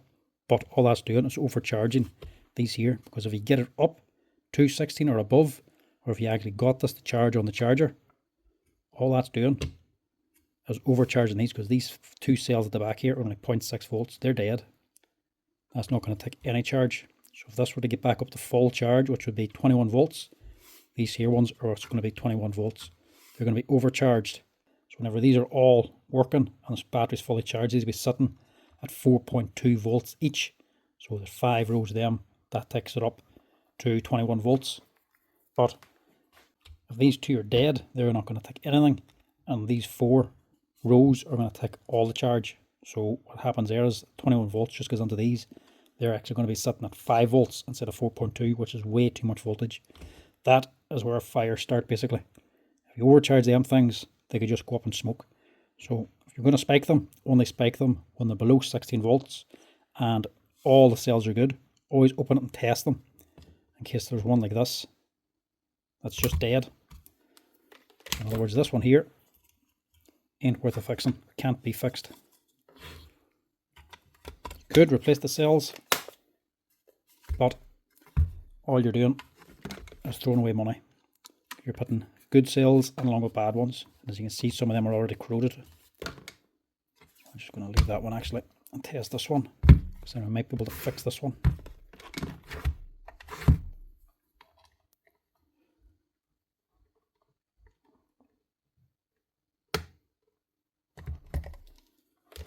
Maybe we can't fix that one. We'll soon see.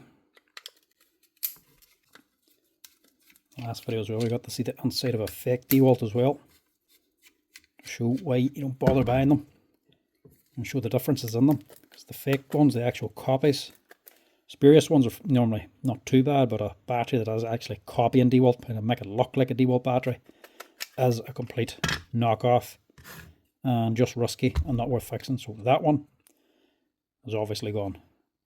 Corrosion on the board, corrosion on the cells, not a single light on it. That's totally dead.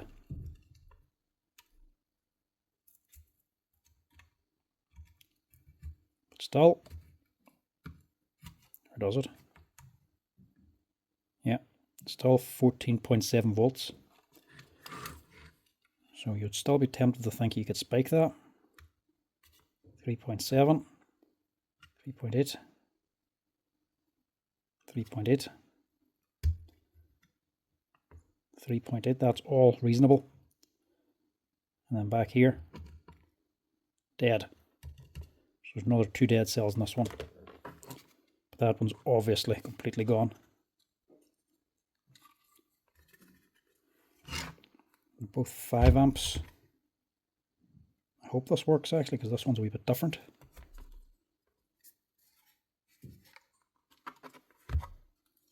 Right, we'll see if we can swap this over. Removing these isn't exactly delicate work. Sharp edge here.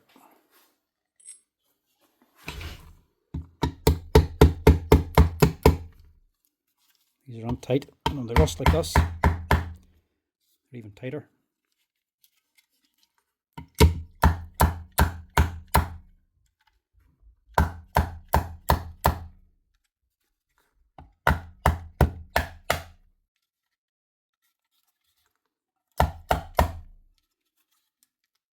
There we go. So that is scrap. And that one's scrap.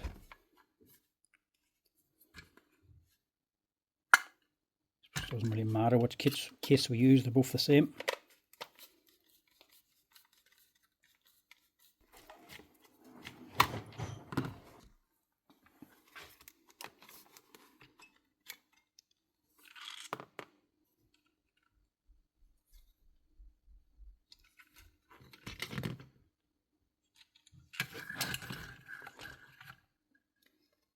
(2024). What's going on here? New battery pack, in other words. For a second I was going to say, is she fake? But I don't think so. That's a proper Dewalt one. So everything's just mounted upside down, is it? And the actual boards on the Dewalt have always been basic. There's not much on them, like. So there's probably not much on this as well, it's just bigger. And just a bigger board, so they could put the LEDs up here.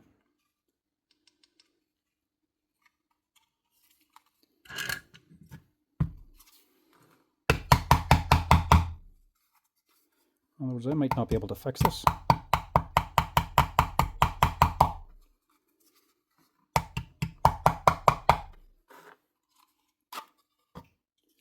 Already water damage, look. It's actually still a little bit wet. Look. This man's sore on batteries. The box is actually soaking inside, look.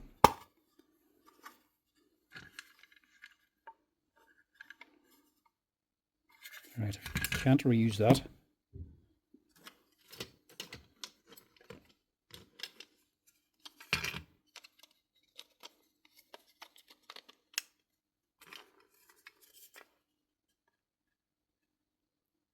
And I don't think I can reuse that.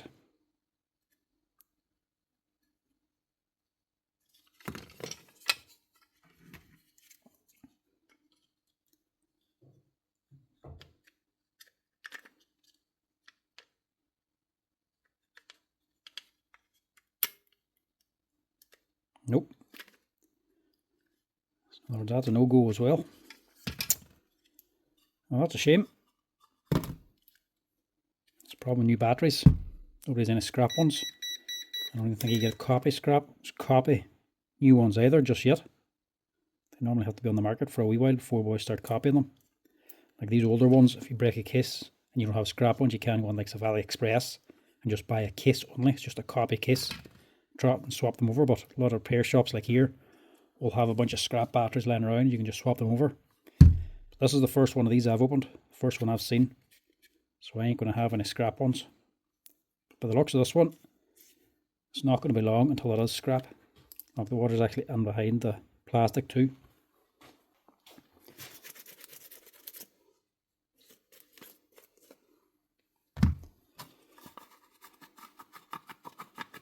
And boys wonder why their batteries aren't lasting. And they have them like that there. Other boys would get them wet and realise they're wet and do their best to get them dried. This man does not care. He's just leaving them soaking wet anyway. And driving over them by the looks of it. Right, we'll look in the scrap box here just in case I have one like this, but I really doubt it. Nah, nothing. They're all these ones. I actually do have one of these in stock up in the shop. Using your type, but obviously we can't use them. The surprising thing about this is this has actually been lying out on the shelf for well over a week. And that's still wet inside. So you can imagine how wet that was whenever I first left it on. Just want to look and see what cells they are. Fire hazard, you don't say. Not for vaping. Never install, carry or handle. So the actual cells, they haven't upgraded the cells or anything in these here. It's just the board and the shape of the battery and the way they hold it. They're still 18650 cells. And still just a 2500 milliamp. So standard cell. Just in a different case. Different board.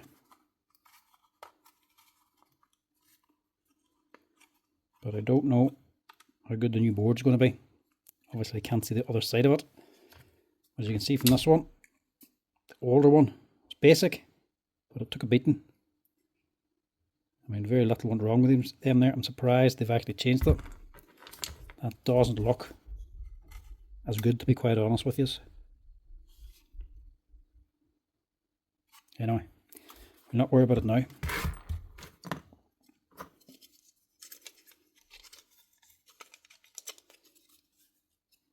See if we can get this thing back together again now. It's the only thing about broken batteries. Can't get it back to the customer open. For obvious reasons. Tell this man to leave it in the hot press for a little while. Let it dry out completely and keep it. I mean, it is still fully charged. Keeps it good and wait for his next one to break, because with the looks of it, it'll not be long till this man breaks another battery.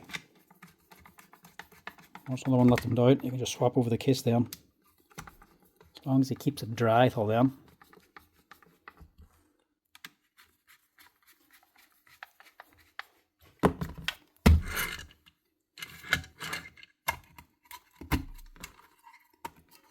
And this tight case is the other reason why these Dewalt ones aren't the best for reselling. Because if you don't resell it right and connect them correctly, they're not installed neat, you'll not get it back into the case. Which I know rightly. That's a snug fit.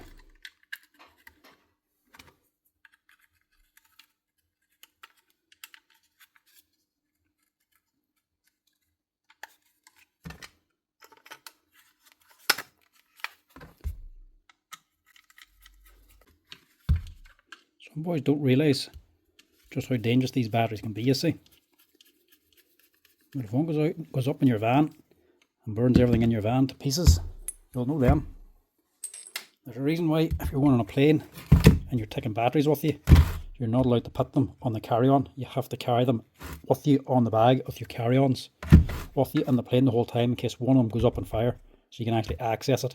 They are very dangerous. Wouldn't recommend opening them, but if you do have them, take care of them. Don't be letting them get wet and all corroded up inside like that, because it's just not safe and you just destroy your batteries. Now, last one for today is hopefully a little simple one. Dewalt 5-inch Velcro sander. This is the DCW210. Customer says it's not running. I think we might know what it is. This is a very simple one. This is a very common one as well. Not what you want. Good sign that your motor's gone and you have to replace it, but not for this. This has a common little fault, a very silly wee thing. Easy to fix, cheap to fix.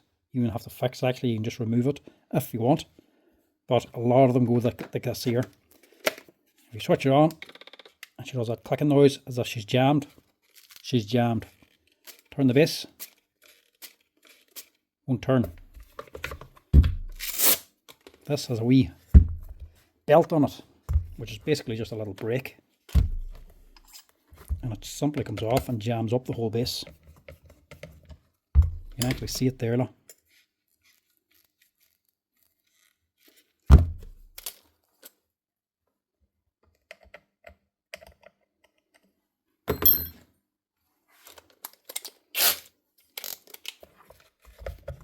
Pull off the base, 4 wee screws.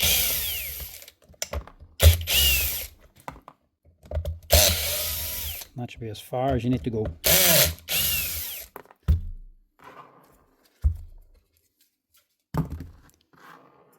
There's your problem there. And that's if I can get this off again.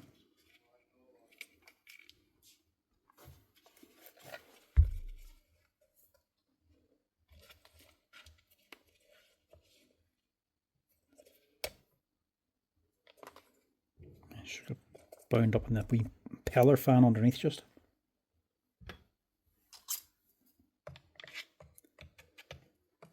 That's alright. All that's doing is just a brake. That's it. So this motor is spinning the fan, but you don't really neither want the base to actually spin around. You just want the base moving, so this is just offset. That's all it's doing. This spins and it just moves this base around in a circulating motion. So it just goes like this. That's what's actually doing the sanding. There's nothing actually spinning this. She's not power driven. The bigger turbo ones will actually have gear driven heads will actually spin, take off a lot of material. These are just oscillating. These are just a very, very light sander, and they're not meant to spin. The spinning doesn't do anything. It stops spinning whenever you put it down the workbench anyway. It's just the centrifugal force of it, the inside spinning round, that causes it to start spinning. And this is just to be built just so that it doesn't spin around in your hand. That's it. And it's not even well designed. It's a cheap wee nylon belt. It's just sitting on here. And there's not even a shoulder or anything in that there, or a track to actually put this into. It's just sitting on a flat edge. So this will sit for a little while. Once it gets a bang, or once this belt wears at all, it literally just drops off, gets caught, and then wraps around here and jams everything up. For something that's not even really needed, it is just a pain. And you can see they just didn't design it well at all. I'd say that was just more designed for to make it obsolete, or obsolescence, designed obsolescence, so that people will think the machine's broken when it's not, when you just need a wee tiny belt. I've seen other boys on YouTube or different wee platforms like Instagram and all talking about this as well, and saying it's just complete planned obsolescence. Dewalt don't even sell you a little belt for it, but they actually do. It's not cheap. It's €5 for this wee thing, but Dewalt do actually supply it. It's not that they don't supply this part. You can get them on Amazon as well, on eBay, for like a pack of 3, but they cost like €10 or €12 for a pack of 3 anyway. So it doesn't matter if you buy it from Dewalt or buy a spurious one, they're still a rip-off for all they are. But this one, you can either leave it off, forget about it, it's not going to do the machine any harm whatsoever, or you can replace it. All it is, it's just a very cheap nylon O-ring. That's all it basically is, so that's all I'm going to put on. It's not even to say it's a flat one, it is round. So I'm going to see if there's something similar in size, just something like that. One that's not really off anything. I've just shelves above my head here, and there's a bunch of nails sticking out of them, just at arm's reach, and I just throw up all the old random O-rings that could be left over or found around the workshop. Ones that are perfectly good, they're brand new, but you have no clue where the hell they came out of. They could have been out of a kit or of a certain machine, but because you have no part number, you don't know where to organise them, so I just throw them in random hooks up there. The odd time, one comes in handy for a little job like this. Just replace a simple little belt that is not size tolerant. Any rough size will do the job. That's all that's doing. This is not a pulley. This does not spin. It's a little metal wheel, a little metal plate with a screw on it. This does not move. It is just a brake. This is going to be spinning, and that is meant to stay put. That's all this is doing. It's not to say it's a pulley system and this is moving around and spinning. The motor's spinning and it's just trying to hold this here steady. So instead of it going like this, it's just doing this. You can see how cheap it is because that there flat edge doesn't even stay on right.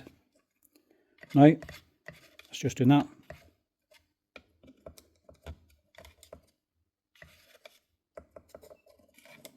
Whenever it turns, the centerpiece stays still. That's it. It's just now moving up and down and around. Now the base, whenever that's on, should be the top edge of this. Should stop it from coming out. Clearly, it doesn't always. And as well, if this does start to spin, it'll very quickly wear this here ring down, make a flat edge, become loose, and then either break or come off anyway. If you have one of these, either remove it or just get a wee pack of 3 from somewhere. You get them on Amazon, you get them on eBay, you get them all over the place, or you can get individual ones as well. Cost just a few euro, and it's just acting like a little brake.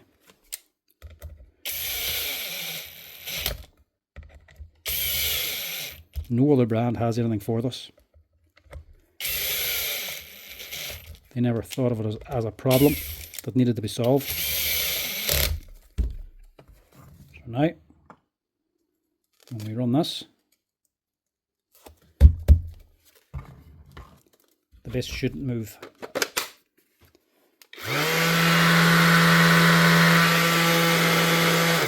That's it. Simple, easy fix. Anyway, folks, that's it. That's all our repairs for today.